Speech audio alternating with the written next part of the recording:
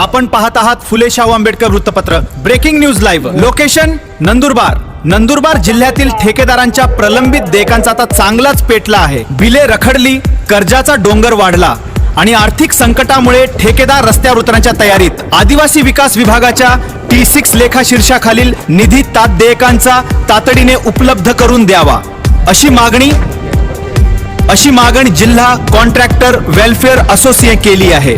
नमस्कार, आपण पाहत आहात फुले शाहू आंबेडकर वृत्तपत्र. Breaking news live. Location Nandurbar. Nandurbar जिल्ह्यातील ठेकेदारांच्या प्रलंबित देयकांचा आता चांगलाच पेटला आहे. बिले रखडली, कर्जाचा डोंगर वाढला आणि आर्थिक संकटामुळे ठेकेदार रस्त्यावर उतरण्याच्या तयारीत. आदिवासी विकास विभागाच्या T6 लेखा शीर्षाखालील निधी देयकांचा तातडीने उपलब्ध करून द्यावा अशी मागणी जिल्हा कॉन्ट्रॅक्टर वेलफेअर असोसिएशन केली आहे. महाराष्ट्रातील कॉन्ट्रॅक्टर लोक हे सुद्धा उपोषणात बसणार आहे. आम्हाला मागील 2 वर्षापासून T6 अंतर्गत व इतर हेड असे मिळून 90,000 कोटीचे बिल थकीत आहे. आज ठेकेदारांची अशी अवस्था आहे. ठेकेदारांचे घर गहाण ठेवलेली आहे. परत सोनं, कर्जाचा बोजा वाढत चाललेला आहे. परत फायनान्सचे हप्ते थकलेले आहेत. फायनान्स कंपन्या या आमच्या मशिनऱ्या जप्त करण्याचे त्यांनी आदेश दिलेले आहेत. अशा आजच्या बिकट परिस्थितीमध्ये सर्व ठेकेदार आज आलेले आहेत.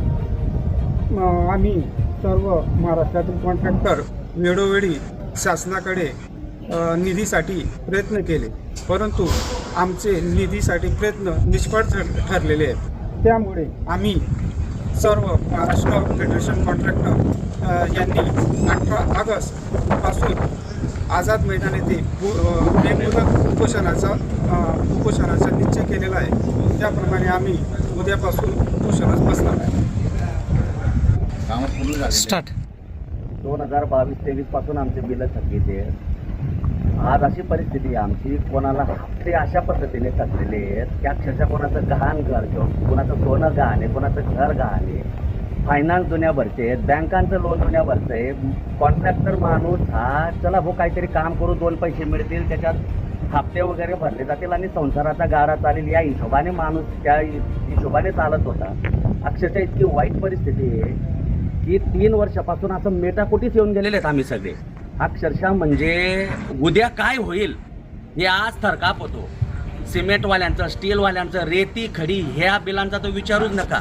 इतकी वाईट परिस्थिती मजबूर होऊन गेलो आहेत. आणि त्यातल्या त्यात म्हणजे कसा गाडा पुढे रेटायचा हा मोठा प्रश्न आहे. म्हणजे आम्ही ज्या भावनेने काम करत गेलो की असं वाटत होतं की चला बुवा सरकार चांगलं आलेलं आहे की आपल्याला नक्कीच यांच्याकडून न्याय मिळेल. न्याय तर कुठे गेला तो तर सापडतच नाही आहे. 3 वर्षापासून शोधतोय. फक्त सरकार मायबापाकडून एवढीच विनंती आहे की आमची ही मागणी, उद्या तर आमचं आंदोलन आहे 18-19ला. आमचे आज जेवढे बांधव जमले आहेत, आज कानू मातेचा उत्सव होता. नाईलाजाने आमच्या बांधवांच्या घरी, त्यांच्या स्वतःच्या घरी कार्यक्रम असल्यामुळे ते येऊ शकले नाही, तर भरपूर संख्या आहे. तरी उद्या 18-19ला आझाद मैदानावरती दिसेल.